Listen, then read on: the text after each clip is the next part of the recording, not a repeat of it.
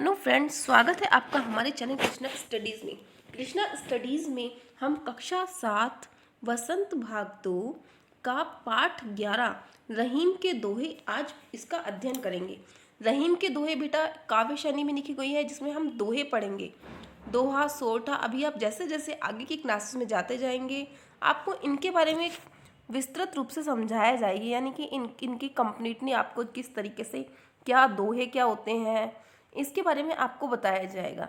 ठीक है, अभी आप फिलहाल छोटे छोटे दोहे हैं उन पे हम फोकस करते हैं। तो हमारी जो कविता है उसका ही एक छोटा सा भाग है दोहे। दोहे होते हैं हिंदी में, छंद होते हैं, सोठा होता है, का पद्य होते हैं। तो इस तरीके के कुछ वर्ड्स हैं जो आप आगे से सीखेंगे। तो रहीम के दोहे, सबसे पहले हमारा जो चैप्टर है उसका नाम है रहीम के दोहे। रहीम के दोहे का मतलब सिंपल है कि वो दोहे जो रहीम दास जी ने लिखे थे। बचपन में हम जैसे बच्चों का बड़ा ही इंटरेस्टिंग टॉपिक हुआ करता था।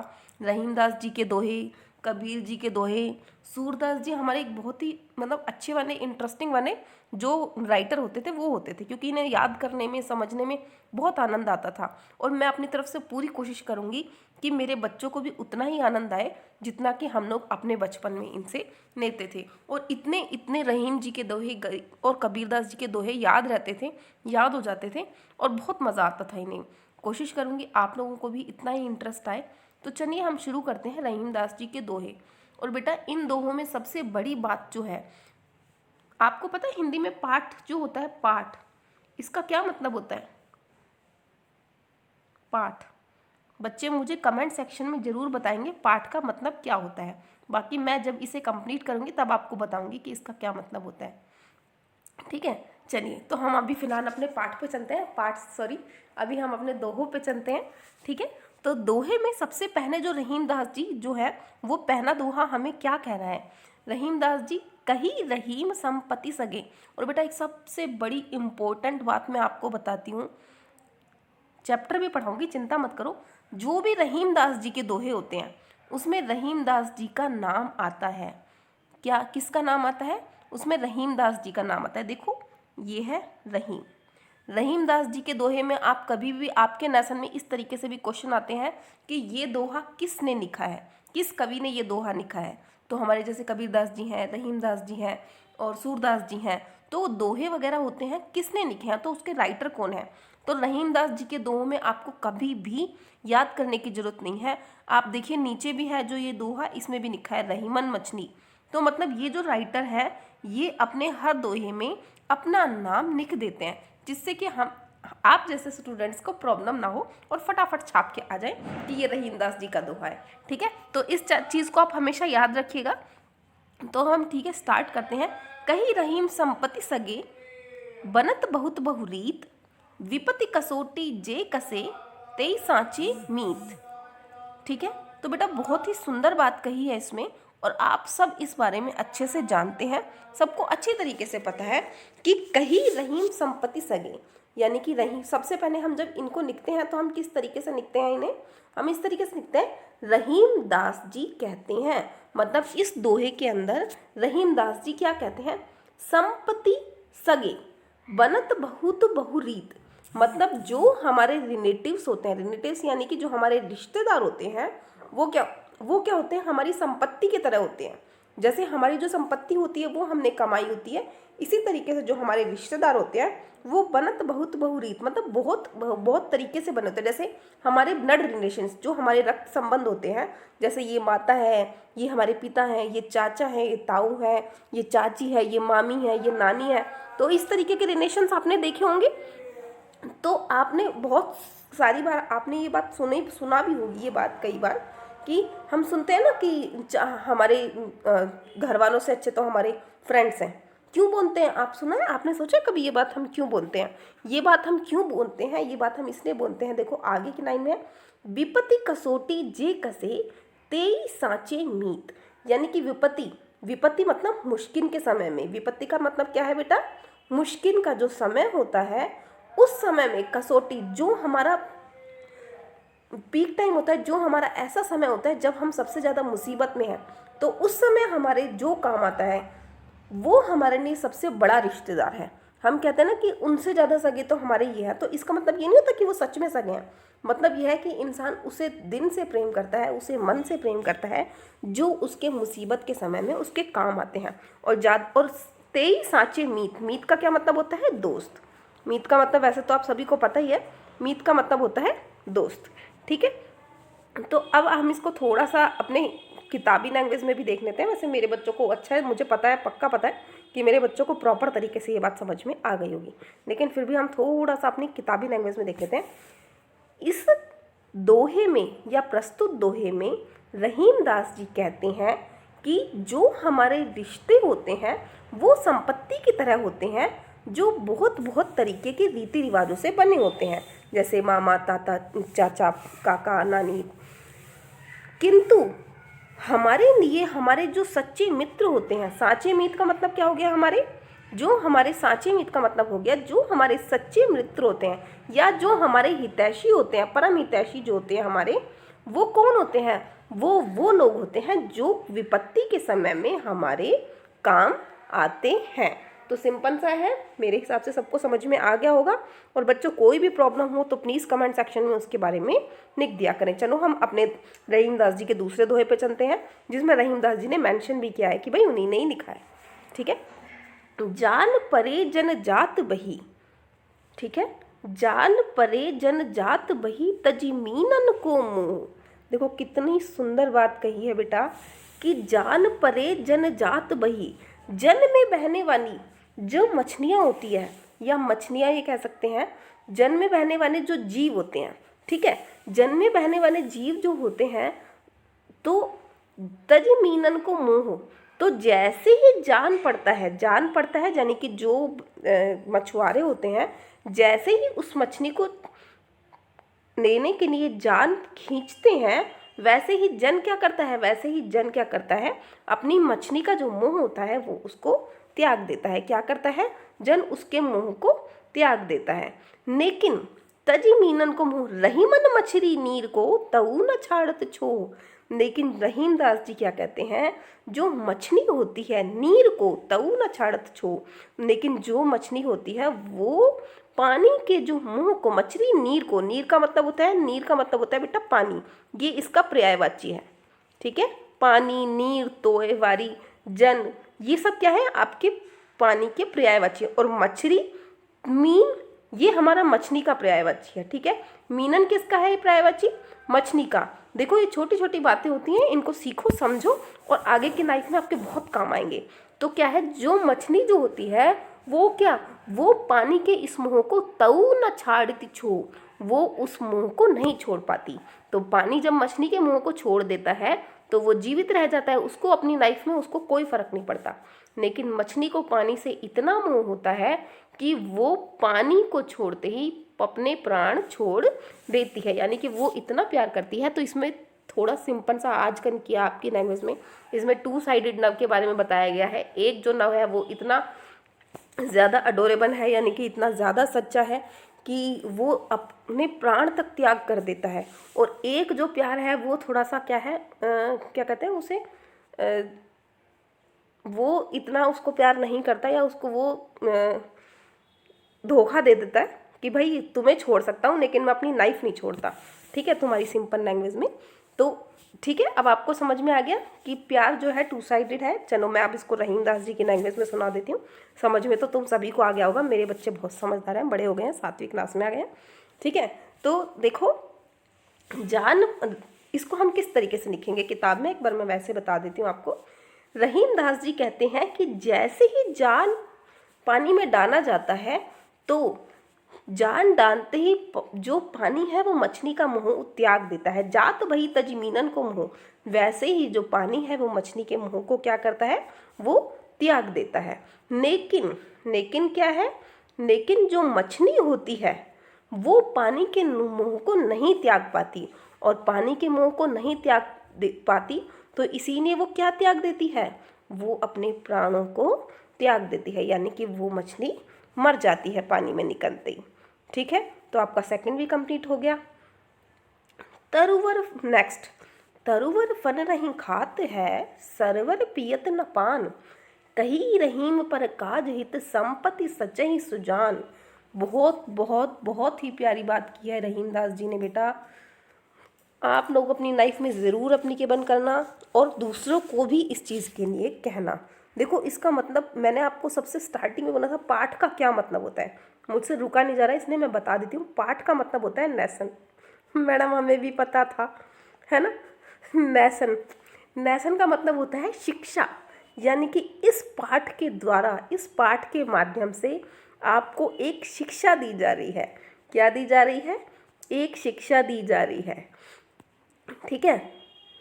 आपको इस पाठ के माध्यम से एक शिक्षा दी जा रही है, आपको एक बात बताई जा रही है, आपको कुछ कहने की कोशिश की जा रही है, आपको समझाया जा रहा है कि बहुत सारे लेसन्स हमें अपने जीवन से, दूसरों के जीवन से, पाठ से, कहीं से सीखने को मिलते हैं और उसे हमें सीख लेना चाहिए, ठीक है। खाली शॉर्ट्स और टीवी सब कुछ नहीं सिखाता, किताबें भी सिखाती है, ठीक है। चलो मैंने बता ही दिया। नेक्स्ट, तरुवर फल नहीं खाता है। देखो बेटा इसमें रहीमदास जी क्या कहते हैं, तरुवर। तरुवर का मतलब होता है ये बना हुआ है ना बहुत बड़ा हमारा पेड़। तरुवर का क्या मतलब होता है? पेड़। फल नहीं खाते हैं बेटा, जो पेड़ होता है वो अपना फल कभी नहीं खाता। सरोवर पियत न पानी, और जो सरोवर होता है वो अपना पानी कभी नहीं पीता। कही रहीम पर काजित, इसी प्रकार से रहीमदास जी कहते हैं परकाज। परकाज हित मतलब दूसरों का कार्य, मतलब दूसरों के लिए। संपत्ति सचहि सुजान, जो लोग जिनके पास संपत्ति है, उन्होंने संपत्ति इकट्ठी की, जो अच्छे लोग होते हैं, सुजान, सुजान यानी कि सज्जन लोग, सुजान यानी कि सज्जन लोग। तो इसी प्रकार जो सज्जन लोग होते हैं वो संपत्ति इसलिए नहीं जोड़ते कि वो अपना कार्य करेंगे, बल्कि बहुत दूसरे कार्य करेंगे। जैसे हॉस्पिटल बना दिया, किसी गरीब की मदद कर दी। और ज़रूरी नहीं है बेटा कि संपत्ति होने का मतलब है कि तुम हम भाई धीरू भाई अंबानी बनोगे, तुम बहुत बड़े बनोगे। अगर आपके पास छोटी सी भी हेल्प अगर आप किसी की कर सकते हो, दैट मीन्स आप बहुत धनवान हो। ज़रूरी नहीं है कि आप किसी की हेल्प पैसों से ही करोगे। कोई बुजुर्ग जा रहा है और अगर आपने उसे थोड़ा रास्ता भी पार करा दिया तो वो भी एक हेल्प है, और आपके पास वो एक संपत्ति है कि हाँ आपके पास इमोशंस है उस बंदे के लिए, उस बुजुर्ग इंसान के लिए आपके पास इमोशंस हैं कि आप उसको क्रॉस करा रहे हो, तो वो भी आपकी एक संपत्ति है, वो भी संपत्ति में ही काउंट होती है, ठीक है। तो आपको मेरे ख्याल से सब कुछ समझ में आ गया होगा। फिर से मैं एक बार रहीमदास जी के स्टाइल में बता देती हूँ। तरुवर जो वृक्ष होते हैं वो अपने फल कभी नहीं खाते, जिस प्रकार सरोवर अपना पानी कभी नहीं पीता, उसी प्रकार जो सज्जन पुरुष होते हैं, जो अच्छे पुरुष लोग होते हैं, पुरुष मतलब इंसान, कोई भी पुरुष स्त्री कोई भी, इसी प्रकार से जो सज्जन लोग होते हैं वो अपनी संपत्ति अपने लिए संचित नहीं करते, बल्कि दूसरों के कार्य, दूसरों के हित के लिए अपनी जो संपत्ति है उसे अर्जित करते हैं और उसे उसी प्रकार से खर्च करते हैं। तो 3 आपके कंप्लीट हो गए हैं। हम आ जाते हैं चौथे पर। थोथे बादर क्वार के जो रहीम गहरात, धनी पुरुष निर्धन भय परे पाछनी बात। ये भी देखो बहुत अच्छा है। तो इसमें रहीमदास जी थोथे बादर क्वार के। अब क्वार का क्या मतलब होता है? क्वार बेटा आपने तो कोई क्वार को भाई पढ़ा नहीं है, हमने तो मैडम कोई महीना, ये क्वार का महीना कौन होता है? शिशिर हिमिल हिंदी में मैडम जो पढ़ाती हो, तो फिर भी क्वार का जो महीना होता है वो बेटा कौन सा महीना होता है? आपने देखा होगा कि पतझड़ का महीना जो होता है, या जिसे कहते हैं सॉरी पतझड़ कह रही हूँ मैं, वो बारिश का जो महीना होता है, सावन जो होता है, उसके बाद जब वो सावन चला जाता है, यानी कि जो सावन के बादल बरस चुके होते हैं, उसके बाद देखा होगा आपने जो 1 महीना सितंबर का होता है, अगस्त सितंबर का जो महीना होता है, हम सोचते रहते हैं बारिश हो जाए, बारिश हो जाए, बहुत उमस हो रही है, बहुत गर्मी हो रही है, लेकिन क्या होता है? बारिश होती ही नहीं है, बादल भी हो जाते हैं, आके चले भी जाते हैं, लेकिन क्या होता है? लेकिन हमारे बारिश नहीं होती। तो उस महीने को हम क्या कहते हैं? क्वार का महीना। उस महीने को हम क्या बोलते हैं? क्वार का महीना। उसमें कैसा लगता है? इतनी हुमस होती है, इतनी ह्यूमिडिटी होती है, इतनी गर्मी होती है, और बादल गरजते हैं। हम रोज़ सोचते हैं आज बारिश हो जाए, थोड़ा मौसम ठीक हो जाए, उसके बाद सर्दी का मौसम आता है ना। तो वो जो बीच का मौसम होता है उसमें हमें ऐसा लगता रहता है थोथे बादल क्वार के, यानी कि उस समय बादल तो गरजते, थोथे यानी कि खाली, बोलते हैं ना थोथा चना बाजे घड़ा, यानी कि खाली जो चने होते हैं वो तेज बजते हैं। तो इसी प्रकार से जो थोथे बादल होते हैं, क्वार के महीने में जो थोथे बादल होते हैं, ज्यों रहीम इस प्रकार गहरावत, यानी कि इतनी तेज गरजते हैं, इतनी तेज गरजते हैं, बार बार ऐसा लगता है कि बारिश आएगी लेकिन नहीं आती। उसी प्रकार धनी पुरुष निर्धन हुए भय भय करे पाछनी बात। उसी प्रकार जो धनी पुरुष होते हैं, जो करंटली धनी नहीं है, मतलब जो पहले धनी थे, मतलब कुछ लोग ऐसे होते हैं कि पहले अमीर होते हैं, या कोई गरीब घर में आ जाता है, किसी वजह से कोई गरीब हो जाता है, तो वो क्या करते हैं, वो हमेशा अपनी पहने की बात करते हैं, हम तो ऐसे करते थे, हम तो वैसे करते थे, हमारे इतने नौकर थे, हमारे इतनी गाड़ियाँ थी। तो उससे होता क्या है, वो कोई गाड़ी नौकर वापस तो नहीं आ रहे, अब तो उन्हें अपने काम करने हैं। करे पाछनी बात, मतलब वो पुरानी बातें इसी प्रकार करते हैं जिसका कोई अब फायदा नहीं है, यानी कि उसी प्रकार वो गाने गाते हैं अपने अमीरों के दिनों के, अमीरी के दिनों के, जिस प्रकार से जो थोथे बादन क्वार के होते हैं वो गरजते हैं। अब इसको हम एक बार रहीमदास जी की लैंग्वेज में, थोड़ा सा किताबी लैंग्वेज में सुन लेते हैं। इसको हम बेटा इस तरीके से लिखेंगे। रहीमदास जी इस दोहे में कहते हैं कि जिस प्रकार क्वार के बादन बहुत ज़्यादा गड़गड़ाने पर भी बरसते नहीं हैं, उसी प्रकार जो धनी पुरुष या धनी लोग होते हैं, निर्धन होने के बाद अपनी पिछली बातों को उसी प्रकार गाते रहते हैं जिसका अब कोई जीवन में फ़ायदा नहीं है। तो आपके ये 4 कंप्लीट हो गए हैं। मेरे ख्याल से एक और बचा है, हम उसको भी कर लेते हैं बच्चों। तो बच्चों हमारा 5वां और अंतिम दोहा है, धरती की सी रीत है, शीत घाम और मेह, जैसी परे सो सही रहे, त्यों रहीम यह देह। देखो कितनी सुंदर बात बोली है। इसमें हमें धरती माता से कंपेयर किया, मतलब जो हमारा कवि है, जो रहीमदास जी है, वो क्या कहते हैं, धरती की सी रीत है, मतलब हम लोग जो हैं, यानी कि जो हमारा शरीर है वो क्या है, धरती के ही प्रकार है। शीत घाम और मेह, शीत यानी कि शीतलता, ठंड का मौसम होता है ना, या सर्दी कह सकते हैं इसे, घाम यानी कि गर्मी, और हमारा तीसरा है मेह यानी कि बरसात या बारिश, जो भी आपको ठीक लगे। यहाँ आ नहीं रहा, बाकी आप बच्चे मिला लेना, कभी बोलो मैडम ने वर्षा ही लिखा, चलो वर्षा भी ठीक है। तो हमारा हो गया सर्दी, गर्मी और बरसात। जैसी परे सो सही रहे, मतलब ये है जैसी परे, हमारे ऊपर जिस प्रकार पड़ती है, त्यों रही यह दे। धरती पर जिस प्रकार से, धरती पर ये तीनों ही ऋतुएं आती हैं, सभी ऋतुएं आती हैं। कभी धरती पर देखो, जैसी परे सो सही रहे, धरती पर जिस प्रकार से शीतलता बरसती है, गर्मी होती है, बादल आते हैं, और वो धरती क्या करती है, वो सब चीज़ों को सहन करती है। क्या करती है, सो सही रहे, सहन करती है, और फिर उसके बाद फिर से खिन उठती है, बरसात में फिर से एक बार खड़ी हो जाती है। सर्दी में शीतलता, जब अत्यधिक शीतल हो जाती है तो काफ़ी पेड़ पत्ते सूख जाते हैं। गर्मियों में जब हो जाती है तब हमारी धरती माता को काफ़ी पानी की जरूरत पड़ती है। तो मतलब यह है कि हमारी धरती माता जिस प्रकार सभी गर्मी, सर्दी, बरसात को सहती है और उस प्रकार अपनी काया को वैसा ही बनाए रखती है, त्यों रहीम यह देह, उसी प्रकार से हमें भी अपनी जो देह है, हमारी अपनी जो देह है, यानी कि जो हमारा जो शरीर है, देह का क्या मतलब है बच्चों, यहाँ पे देह का मतलब है हमारा जो शरीर है, जो हमारा ये शरीर है, उसी प्रकार हमें भी अपने शरीर को बनाना, त्यों रही यह देख, उसी प्रकार हमें भी अपने शरीर को धरती की तरह क्या कैसा बनाना चाहिए, मजबूत बनाना चाहिए। जिस प्रकार हमारी जो धरती है वो शीतलता यानी कि सर्दी को, गर्मी को, बरसात को अपने ऊपर झेलती है, सहन करती है, सहन करने के बाद वो अपने आप को उसी प्रकार बनाए रखती है, यानी कि बिल्कुल भी डगमगाती नहीं है, किसी भी प्रकार की कोई असंतुष्टि प्रकट नहीं करती। इसी प्रकार से हमें भी अपनी देह को, हमें अपने शरीर को उसी प्रकार मजबूत बनाना चाहिए जिस प्रकार धरती माता बनाती है। तो आशा करती हूँ बच्चों, मेरे सभी बच्चों को ये समझ में आ गया होगा अच्छी तरीके से।